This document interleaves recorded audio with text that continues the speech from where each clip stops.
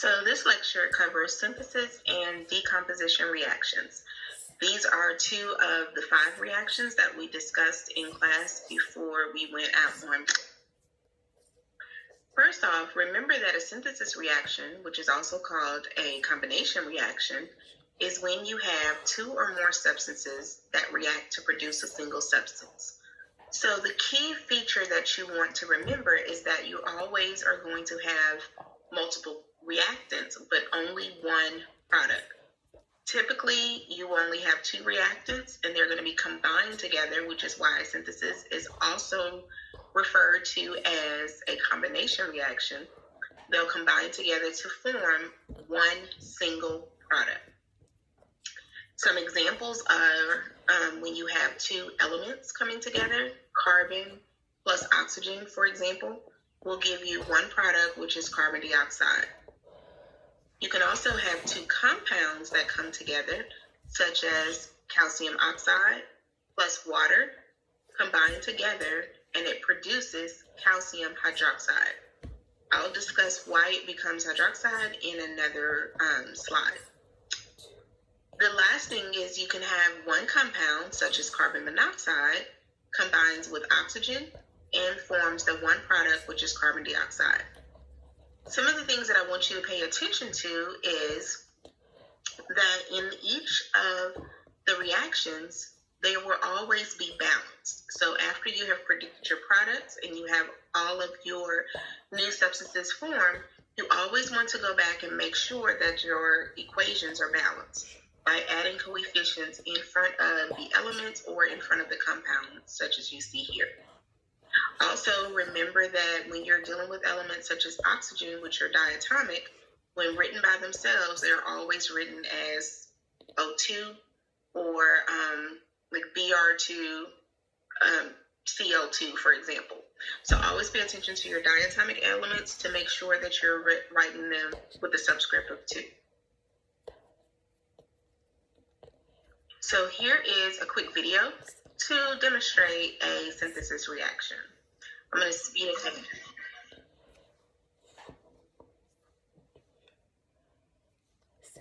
Let's skip ahead to the important parts that I want you to pay attention to. So starting here, just a reminder.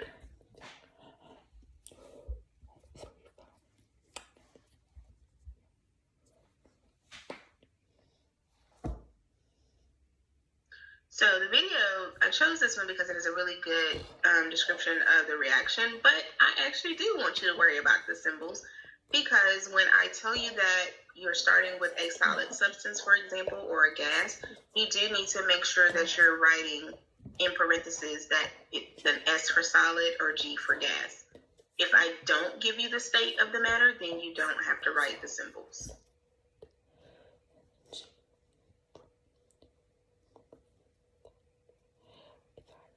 So let's look at an actual example that we would have done in class of a synthesis reactor.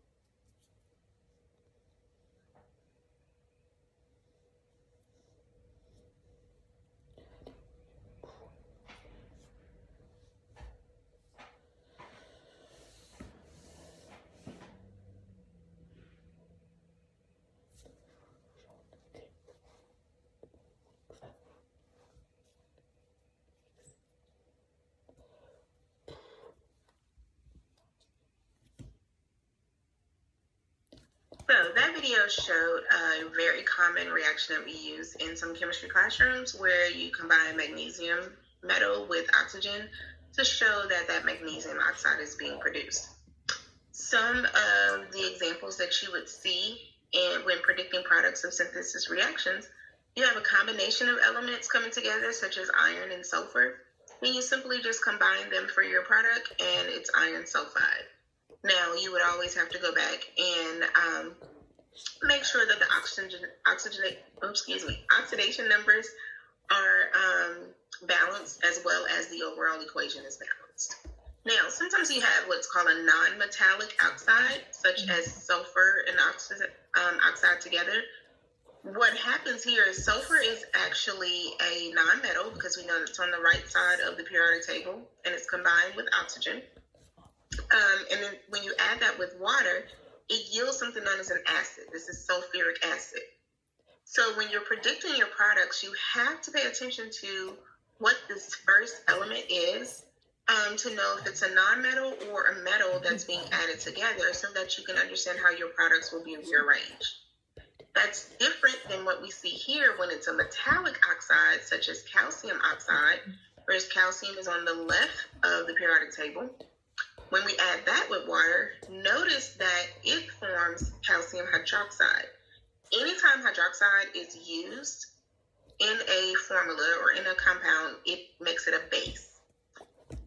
This is an acid, this is a base. So I know that we didn't get a chance to go over acid and bases yet, but if you can just remember for me that if you have an element such as calcium or magnesium or barium, any sodium, for example, any of those that are on the left side of the periodic table that are metals, which we did, remember, covered what our metals are, what our non-metals are, then when they combine with water, the compound, the resulting compound in the product is always going to have OH in it.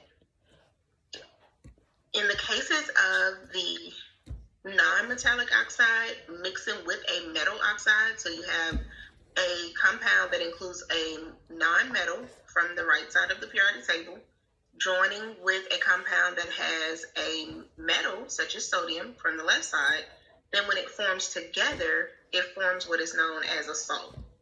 Now, this will be, of course, the easier one to write, because you always, when you write the product, sorry, that's in the way, but when you write the product, you're always going to write your metal first, and then you write the rest of the non-metals second and third.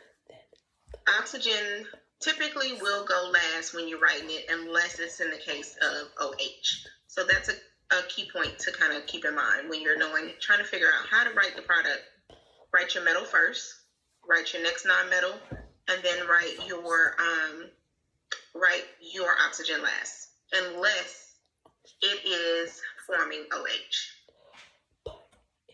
So let's do a little practice, and I will pause to allow you time to practice it on your own, if you're writing as you're following along this video. So you have copper plus sulfide, and it's going to yield copper sulfide. So I kind of already have that in there for you. And the reason I put that in there is because we remember that copper is a transition metal.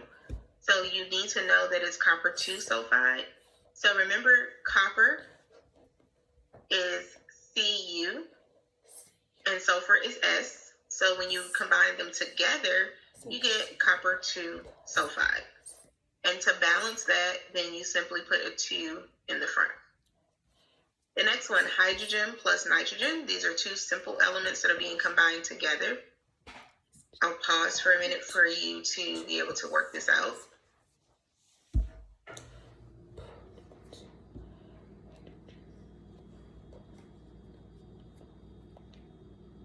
So once you combine hydrogen and nitrogen together, the hydrogen and nitrogen are both diatomic, so you would have H2 plus N2 will yield NH3. So it's a simple combining the elements together. Because we have H2 into NH3, and the reason we have NH3 here is because nitrogen actually has an atomic number of -3, whereas hydrogen has +1. So when you put them together, you need 3 of the positive hydrogen to balance 1 of the negative nitrogen. Because we had NH3, then we needed to balance that against our reactants.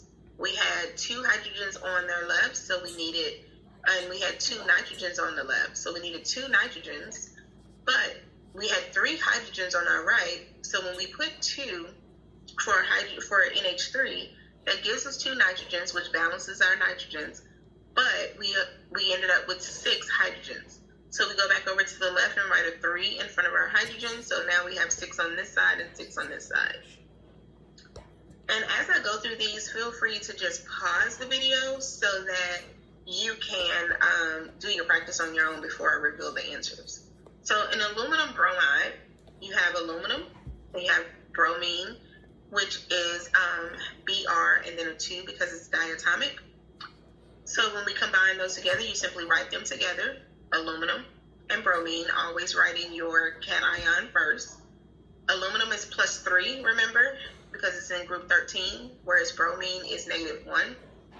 So you need 3 of bromine to balance out the charge of +3 aluminum. Now that we have aluminum and bromine, you have 2 bromines on the left, 3 on the right originally. So to balance them, you put a 3 here and a 2 here. That gives us 6 bromines on the left and 6 bromines on the right. Because we put a 2 here, it gives us 2 aluminums. So now we have to have our 2 aluminums on this side. For our silver plus sulfur, this is actually, I gave you actually Ag plus S8. When we combine them together, we simply write them together. Silver actually has a charge here of +1, whereas sulfur is -2. So we need 2 silvers to balance the sulfur. Then when we need to balance the overall equation, we need 8 sulfurs to balance our reactant. So we put an 8 here, that gives us 16 silvers and 16 here. This is more practice that I will, as you're reviewing through the PowerPoint, feel free to, the PowerPoint has animations for you so that you can click them one by one. I kind of already put that in there, so it's not showing as I show it here. But when you do the PowerPoint on your own that I have posted in addition to this video, please make sure that you take the time to do the practice so you can understand. Now, moving on to the decomposition reactions. Decomposition, the root word is decompose. When something decomposes, it breaks apart, it breaks down. So in a decomposition reaction, you're going to start with one reactant. Here's our AB, and it's going to break down into 2 or more products. So this is the direct opposite of a synthesis or combination reaction. Where synthesis, you had 2 or more reactants and you have 1 product. Decomposition, you have 1 reactant and 2 or more products. Some examples of decomposition reactions are shown here. We have NH4Cl in the presence of heat and then cool down. In the presence of heat, you have NH3 plus HCl. To cool it down, it actually will go in the reverse, and you can combine it to still produce NH4Cl. In the presence of sunlight, peroxide, which is hydrogen peroxide, which is H2O2, breaks down to form water and oxygen. And notice that this is a balanced equation. Here, in the case of mercury oxide, which mercury is a metal, mercury oxide breaks down to form mercury and oxygen. Silver oxide breaks down to form silver and oxygen.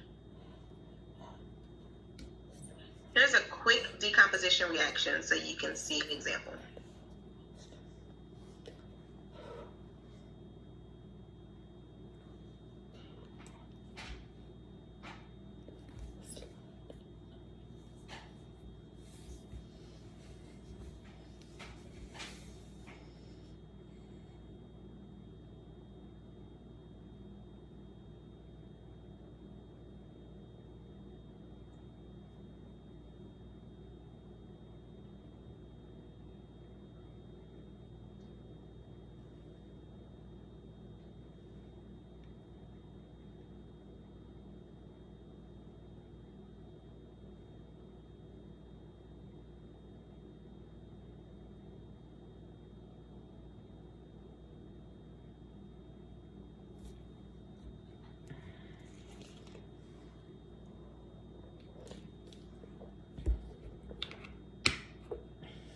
So this shows you the overall equation of the breakdown of mercury oxide into mercury and oxygen.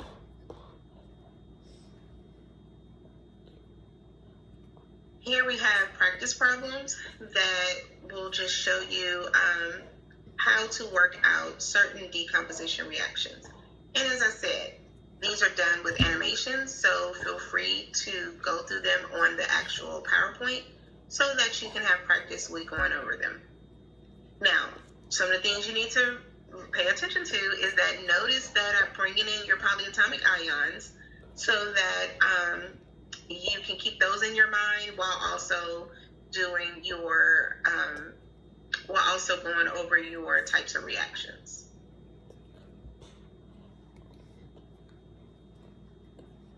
The final thing that I want to make sure you know is that in Google Classroom, there is an assignment that is posted for you. It is a worksheet that includes, sorry, I'm clicking on the wrong thing in my computer. It is a worksheet that includes about nine synthesis and decomposition chemical reactions that you are responsible for working out and submitting before Thursday morning. And I'm just kind of going around here so that you can see all my screen at this point, but that's fine. I'm just going to show you the worksheet so that you'll know what it looks like. You should have seen it assigned by now. But here it is. Oh, I actually took on some off, so it's only 6. Notice that I've given them to you in word problems. You have to write the symbols out. Pay attention to everything that I'm saying in the words. So notice I have solid here. So you need to make sure that you put an S behind your compound when you write magnesium oxide. Notice that there's a gas here, so that means you're going to put a G. Notice that I have heat, so when you write your arrow, you can put heat above the arrow for your yield sign. Pay attention to when it's a synthesis reaction versus a decomposition reaction. As I said, there are 6 problems. It was assigned to you in Google Classroom. Everyone received a copy as a Google Doc. You can put your answers directly on the Google Doc and submit it back. On Thursday, we will discuss single replacement and double replacement reactions via Zoom, and I'll also have the recorded lecture.